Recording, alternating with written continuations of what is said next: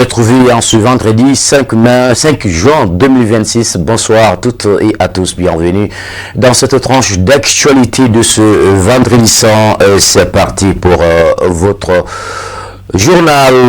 Les travaux du Forum panafricain des médias se poursuivent toujours dans notre pays. Plusieurs thématiques sont au menu, notamment le modèle économique des médias à l'ère du numérique. La problématique était au centre des débats ce vendredi 5 juin 2026 au Centre international des conférences de Bamako. CICB, on fait le point avec Abdel Karim Sako, Sama Traoré. Tout le monde s'accorde sur le caractère incontournable des nouvelles technologies de l'information et de la communication, mais l'arbre ne doit pas cacher la forêt, car ces mêmes outils de communication et de l'information contribuent à défavoriser certains organes de médias, du moins économiquement. Le modèle traditionnel économique des médias se voit éclipsé par les moyens numériques que la plupart des médias ne possèdent pas, créant ainsi un manque à gagner. La conciliation entre les nouveaux moyens de l'information et de la communication a suscité des réactions mitigées. Le secteur Internet, les médias numériques n'ont pas le même modèle économique que les médias traditionnels. Si les autres médias sont beaucoup basés sur le plan économique, en matière de gestion, en matière de publicité, des annonces, mais les médias numériques également ont un modèle économique qui est basé souvent sur les sponsoring, sur les audiences qui sont souvent récompensées par quelques dollars via YouTube. Et également, les médias numériques aussi n'ont pas besoin d'exister dans un pays pour se focaliser sur les publicités de ces pays. Par exemple, ceux qui ont des web TV et les web radios ont cette possibilité d'avoir des publicités ailleurs ou des annonces à d'autres pays. Par exemple, chez nous, au niveau de notre site internet, nous travaillons avec le Congo démocratique, Guinée équatoriale. Pourtant, nous n'avons jamais mis pied dans ces pays-là. Voilà des modèles économiques qu'on doit essayer d'en parler, peut-être à nos confrères, essayer de partager. Quand des médias acceptent de se mettre ensemble pour avancer, c'est une bonne chose, surtout que le journalisme a beaucoup changé avec l'avènement de l'intelligence artificielle. Avant, un journaliste, il était de la presse écrite, il était de la radio ou il était de la télé. Mais aujourd'hui, dans chaque média, il faut que le journaliste soit ou trimédia, c'est-à-dire qu'il maîtrise 2 ou 3 médias différents pour pouvoir faire. Parce qu'à la télé, on est obligé de faire du web, on est obligé d'écrire aussi comme à la presse écrite. Et les journaux aussi sont obligés d'avoir du visuel. Donc aujourd'hui, les choses ont beaucoup changé et l'intelligence artificielle va nous apporter des facilités, mais va nous compliquer la vie aussi. Quant à la gestion des médias, elle soulève le manque de formation des responsables de gestion, d'où la nécessité de la formation continue, mais aussi l'union des organisations des médias. Nous, journalistes, surtout les promoteurs des journalistes, les directeurs de publication, je veux dire même les premiers responsables ont besoin d'être formés sur la gestion des médias. La gestion des médias est différente, surtout dans notre contexte, est différente des autres entreprises. Ici au Mali, nous sommes dans une gestion sociale. Nous considérons nos médias comme des médias des entreprises sociales, alors que les médias aussi sont faits pour régénérer des revenus. Mais malheureusement, dans le contexte africain, le secteur qui est agonissant, qui est dans la précarité, ce sont les médias. Il faut que les premiers responsables déjà des médias, les directeurs ou bien les présidents de ces médias connaissent d'abord c'est quoi la gestion d'une entreprise de presse. Et là, il faut que les maisons, les télés, les radios deviennent de véritables entreprises, que les responsables sachent comment gérer et maintenant comment maximiser dans un contexte où la publicité se fait de plus en plus rare. La formation des journalistes est une bonne chose, mais la première des formations, c'est celle des responsables de médias afin de sécuriser le travail que les journalistes font sur le terrain. Donc le premier modèle économique pour moi déjà, c'est qu'on a trop de médias au Mali par exemple. On a trop de journaux, on a trop de radios, on a trop de télé, que les gens arrivent à aller ensemble. Qu'on puisse avoir 5, 6 à 10 médias qui se mettent ensemble. Et là, avec les peu de moyens, ils vont avoir des moyens assez costauds pour pouvoir aller de l'avant. Rappelons que les travaux de ce rendez-vous des médias premiers du genre au Mali prendront fin le samedi prochain.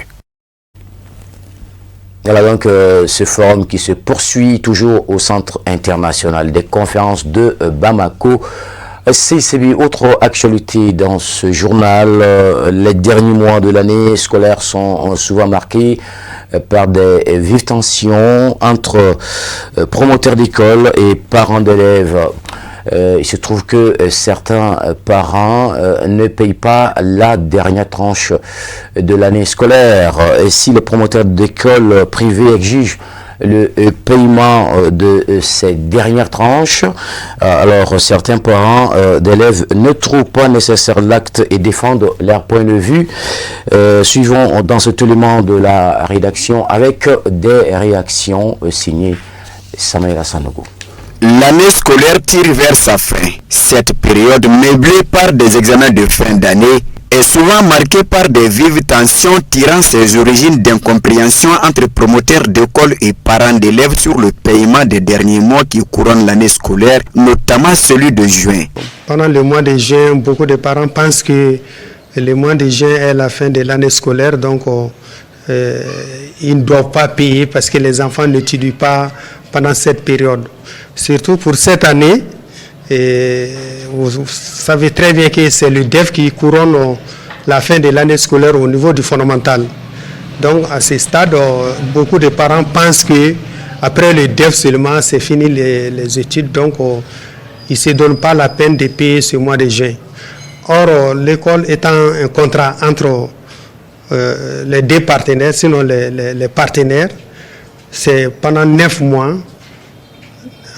Donc, je pense que le mois de juin faisant partie, il est tout à fait obligatoire que les parents payent le mois de juin pour que les promoteurs puissent honorer leur engagement vis-à-vis des enseignants, aussi vis-à-vis des loyers. Parce que beaucoup d'entre nous sont en location, donc nous sommes obligés de payer ces loyers-là pendant les 12 mois de l'année scolaire, disons de l'année. Donc nous avons cette difficulté vraiment à faire face. Bien vrai que l'examen s'est tenu au 1er juin, du 1er au 3 juin, mais normalement le mois de juin devait être payé à l'avance, tant plus que déjà les enseignants avec qui tu as travaillé durant l'année scolaire doivent être payés à la fin du mois de juin. Et ensuite, les locaux que nous occupons aussi, alors on doit les payer aussi durant les 9 mois de l'année, les 3 mois de vacances. Donc, les locations sont en payées 12 sur 12. Donc, obligatoirement, il y a des charges prévues comme des charges imprévues. Donc, les parents doivent savoir ça obligatoirement, que les 9 mois au complet sont à payer, quelle qu'en soit la date à laquelle vraiment les examens se tiennent. Certains parents d'élèves rencontrés au cours du périple ne semblent pas être d'accord avec l'avis des promoteurs d'écoles privées. Ils ont ainsi profité de notre micro pour défendre leurs convictions. Bon, comme vous le savez souvent, c'est pas facile pour nous les parents d'élèves également. Parce qu'on sait que si les enfants ne vont pas à l'école, bon, quand on me demande de donner leur cotisation, bon, vraiment pour moi, ça ne sera pas vraiment facile. Ah, mais durant ces derniers mois, ils n'ont pas suivi de cours. Bon, vraiment, c'est pas facile pour nous de payer. Bon, pas forcément. Étant vu que les élèves ne travaillent pas, ils ne prennent pas de cours. Bon, vraiment, moi, je crois que c'est pas la peine de payer ces derniers mois. Bon, pour les parents de là aussi, c'est pas facile. Ça nous pose des problèmes également. Et les enfants ne travaillent pas. Ah bon, ils ne vont pas à l'école. Bon, si on me demande de payer ça, vraiment... C'est nous quand même, c'est pas facile pour nous. Rebondissant dans le sujet, les promoteurs d'écoles privées, quant à eux, fournissent des arguments appuyés d'exemples visibles pour tenter de convaincre les partenaires de tous les jours à payer les derniers mois de l'année scolaire. Par exemple, dans beaucoup d'écoles, même les samedis, on fait venir les enfants pour étudier, parce que vous savez très bien que même cette année, on a eu un petit décalage par rapport au problème de carburant. Donc il fallait coûte que coûte courir derrière le programme. Et donc on est obligé de dire aux enseignants de venir même pendant les jours fériés pour qu'on puisse joindre les deux bouts. Et une fois que les enseignants viennent, vous êtes dans nous sommes dans l'obligation d'honorer les engagements vis-à-vis que nous avons pris avec eux, à savoir les heures supplémentaires et aussi... et beaucoup d'autres choses. Bon, moi je pense qu'on a tellement sensibilisé les parents, parce que quelqu'un avec qui tu travailles pendant 5, 6, 9 mois, déjà lui, il doit être à mesure de connaître les conditions dans lesquelles vous travaillez. Et chaque parent aussi doit savoir que, comme je viens de dire tantôt, que l'année scolaire compte 9 mois. Donc obligatoirement, les 9 mois sont à payer. Obligatoirement. Donc la sensibilisation se fait dans ce sens-là. Mais il y a certains qui le comprennent, par contre, d'autres ne le comprennent pas. D'autres ne le comprennent pas. On peut dire que ceux-ci-là jouent avec la mauvaise volonté. Situé entre méconnaissance pour certains et mauvaise volonté pour d'autres, les interlocuteurs du jour ne lâchent rien et par ricochet sensibilisent les parents d'élèves sur la question de paiement des mensualités du mois de juin. La question est méconnue pour certains parents d'élèves, mais pour d'autres, ils font exprès. Sinon, certains parents ne comprennent pas pourquoi ils payent les mois que les enfants n'ont pas étudié. Mais quand on les explique seulement, ils comprennent. Mais il y a certains vraiment qui font vraiment exprès de ne pas payer, soit par mauvaise volonté ou je ne sais pas pourquoi. Mais il y a certains, il y a la majorité quand même, quand on les explique seulement, ils viennent payer. Bon, tantôt on peut dire la méconnaissance, tantôt la mauvaise volonté, et surtout la mauvaise volonté, d'autant plus que l'année scolaire compte 9 mois et c'est un contrat. Normalement, quand tu viens inscrire ton enfant dans une école privée, tu dois mettre en tête que les 9 mois sont à payer. Voilà, qu'on arrête surtout les classes de 9e année, qu'on arrête les cours le 31 mai, ou bien l'examen se tienne au début du mois de juin, quel qu'en soit, le dernier mois quand même est à payer. Ça, c'est une obligation parce que c'est un contrat de 9 mois. Dans ce 18h, parlons d'autres sujets d'actualité. La désinformation, encore les fausses informations qui impactent donc la cohésion sociale et la stabilité institutionnelle. Les plus hautes autorités appellent les citoyens et les médias à la responsabilité et à la retenue. Et quelles sont les personnes qui s'adonnent au partage et à la diffusion de ces fausses informations, quelle est la finalité cachée derrière donc ces publications? Élément de réponse dans cet élément signé Samaïra Sanogo que vous apercevez sur ces images. C'est un constat qui est alarmant parce que tout le monde est devenu spécialiste de tout. Et quand c'est comme ça, les bonnes informations ne sont pas véhiculées. Maintenant, ce que nous pouvons conseiller à la population, quand vous voyez une information sur les réseaux sociaux, déjà il faut être sûr de la bonne source. Maintenant, pour analyser l'information en question, il faut prendre attache avec quelqu'un qui est dans le domaine et qui a les informations. Ou bien se fier aux sources gouvernementales, aux sources fiables autorisées à donner l'information.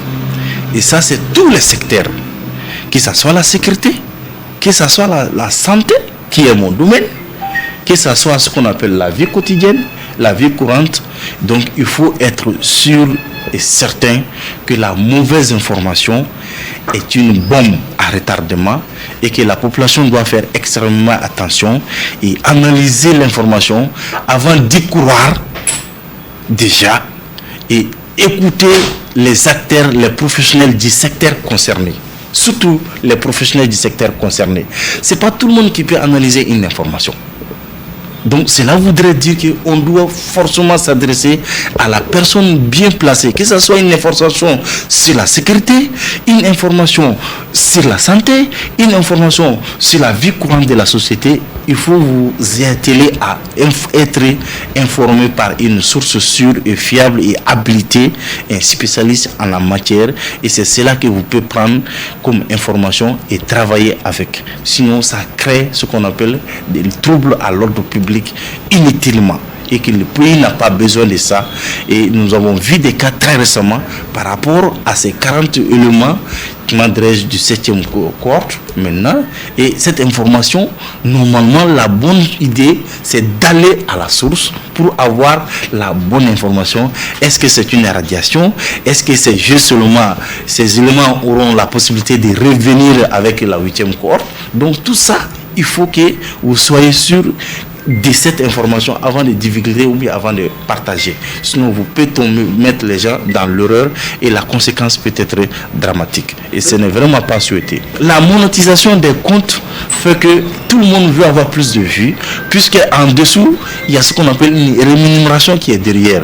Donc, autant partager une information, qu'elle soit bonne ou pas, pourvu que ça soit vu par beaucoup de personnes, pour avoir quelque chose en retour. C'est juste pour des raisons pécuniaires ou bien pour des mauvaises foi, parce que je n'aime pas les autorités, donc je veux coûte que coûte qu'il y ait des troubles à l'ordre public. Et là, ceux qui s'adonnent à ces activités-là, donc auront forcément la justice malienne, comment dirais-je, qui va faire son travail comme il le faut. Si vous donnez cette impression, notre pays devient ce qu'on appelle un pays qui n'est pas fréquentable, que ce soit d'ordre sécuritaire, que ce soit toute autre activité, tout autre secteur concerné. Donc nous demandons à une vigilance, surtout la jeunesse. Il faut être vigilant. Il faut avoir ce qu'on appelle cette maturité de s'adresser aux spécialistes à la matière. Quel que soit le thème, il y a un spécialiste qu'on peut à tout moment écouter pour avoir une bonne idée afin de prendre sa position, afin de prendre une décision. Mais nous sommes face à la situation actuelle est que tout le monde veut être vu, et quand tout le monde veut être vu, forcément, et qu'au bout de ça, il y a ce qu'on appelle une rémunération qui est cachée derrière. Voilà, donc maintenant c'est dommage, et c'est tout ce qui s'adonne à ces pratiques-là, maintenant auront la loi devant eux. Voici le temps pour nous de vous proposer l'essentiel de l'actualité internationale. Voyons tout cela en plus bref et en image, commenté par Moussa Fomba.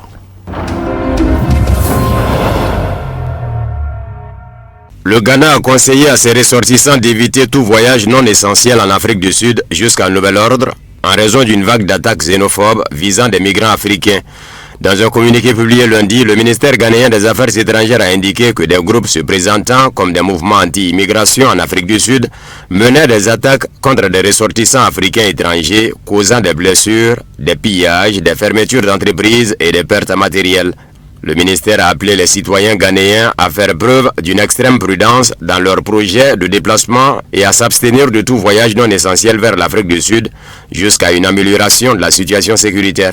Les Ghanéens résidant en Afrique du Sud ont par ailleurs été invités à rester en contact régulier avec le Haut Commissariat du Ghana afin de recevoir des informations de sécurité actualisées et de bénéficier d'une assistance consulaire. Le ministère a précisé que le gouvernement ghanéen avait engagé des démarches diplomatiques auprès des autorités sud-africaines au sujet de ces incidents.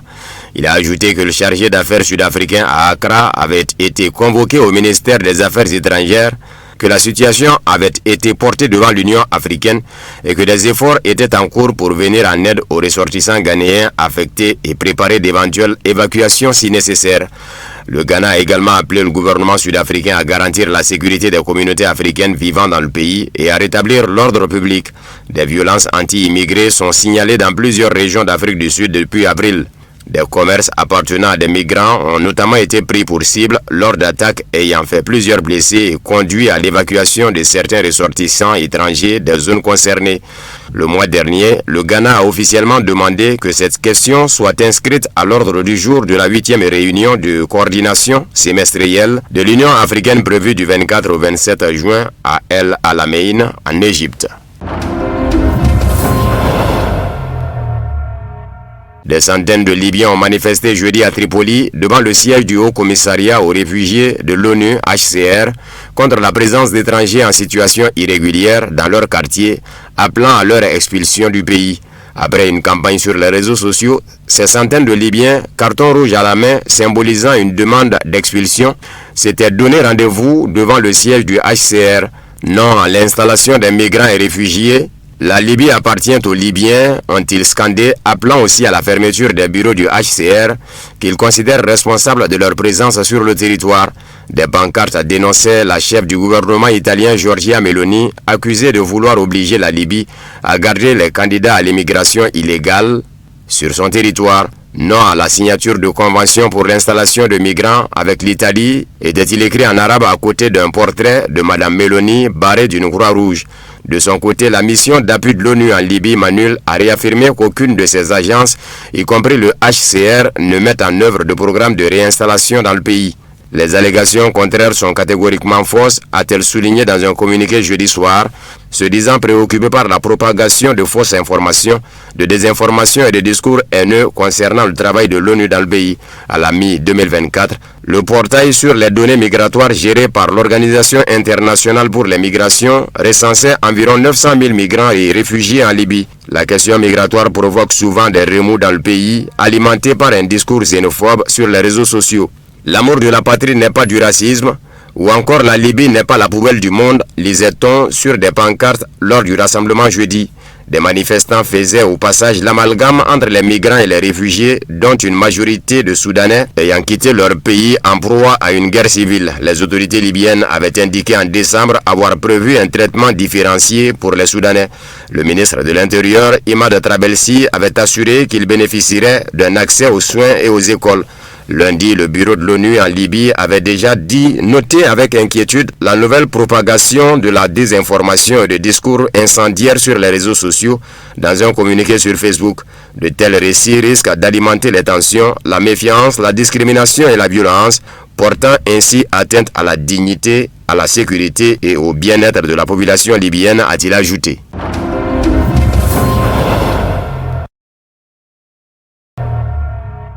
Volodymyr Zelensky et l'Europe affirment qu'ils ne reconnaîtront pas que la Russie contrôle de nouveaux territoires dans le Donbass et qu'ils se battront pour les récupérer militairement, a déclaré le ministre russe des Affaires étrangères Sergei Lavrov dans une interview accordée à RT Arabique. Quant à la reconnaissance des réalités sur le terrain qui ont émergé à la suite de la lutte contre le régime de Kiev menée par les populations de ces territoires dans le sud-est de l'Ukraine, Zelensky a déclaré publiquement, et l'Europe le soutient, qu'il ne reconnaîtra rien. Nous arrêterons la guerre, nous nous regrouperons, puis nous continuerons à reconquérir cette terre afin que le régime nazi puisse y être préservé, ou plutôt rétabli, a-t-il déclaré. La lettre de Volodymyr Zelensky au président russe Vladimir Poutine contient un langage peu diplomatique et n'est qu'un coup de pub, a déclaré pour sa part à l'agence d'information russe TASS l'ancien premier ministre ukrainien Nikolai Azarov. Il s'agit d'une opération de relations publiques et de propagande, a-t-il souligné. À quoi s'attend-il en utilisant des mots et des expressions inacceptables dans les négociations diplomatiques? Comment les pourparlers peuvent-ils progresser s'ils débutent par des propos aussi offensants, a ajouté Azarov. Il n'y a pas une seule proposition concrète, seulement une multitude d'accusations et de choses qui, selon lui serviront ses relations publiques. Quant à des véritables négociations, je suis dans l'incertitude, a-t-il poursuivi, avant d'ajouter, attendons la réaction du président Poutine. En réalité, ce document ne contient aucun compromis, seulement des accusations contre la Russie et le président Poutine personnellement, ainsi que certaines propositions que la Russie a rejetées à plusieurs reprises, a fait remarquer l'homme politique. Je ne sais pas ce que dira Poutine, mais à mon avis, la façon dont la lettre est rédigée indique que l'objectif est de perturber toutes les réunions et les pourparlers. Ce n'est pas un pas vers des négociations, mais bien le contraire, a souligné l'ancien premier ministre ukrainien. Téhéran prévoit d'instaurer un système de payage pour les services qu'elle fournit aux navires empruntant le détroit d'Ormuz au-delà du simple passage, a déclaré Khazem Gharibabadi, vice-ministre iranien des Affaires étrangères chargé des affaires juridiques et internationales. La République islamique ne cherche pas à percevoir un simple péage pour le passage, ni un droit de transit. Au contraire, notre objectif est de percevoir des paiements pour les services que nous fournissons, conjointement avec Oman dans cette zone, a expliqué le haut diplomate iranien lors d'un entretien avec l'agence de presse Meher. Il a cité la navigation, les missions de recherche et de sauvetage, la sécurité maritime et les efforts de dépollution en cas de catastrophe environnementale parmi les services concernés, affirmant que ces mesures ne contreviennent pas au droit maritime international. Selon Gharibabadi, la Convention des Nations Unies sur le droit de la mer de 1982 stipule que les pays côtiers peuvent percevoir des redevances en paiement de services spécifiques. La question du démantèlement des stocks d'uranium enrichi iranien n'est pas actuellement abordée dans les négociations avec les États-Unis, a rapporté pour sa part l'agence de presse iranienne Fars, citant une source proche des pourparlers. Selon cette source, la question du transfert des réserves d'uranium ne figure pas à l'ordre du jour des négociations à ce stade.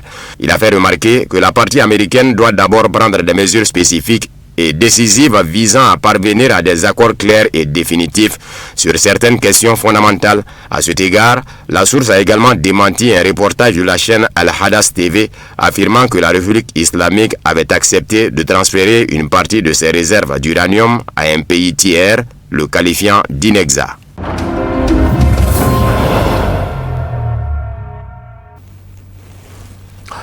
Voilà ce que vos yeux, vos oreilles devraient avoir comme information de ce vendredi 5 juin 2026. C'est la fin de cette édition d'information. Ne partez pas très loin d'un mois à l'autre. Vous avez rendez-vous avec Lala Kouyaté pour la version en langue vernaculaire. D'ici là, nous vous souhaitons de passer d'agréables moments en compagnie de nos programmes.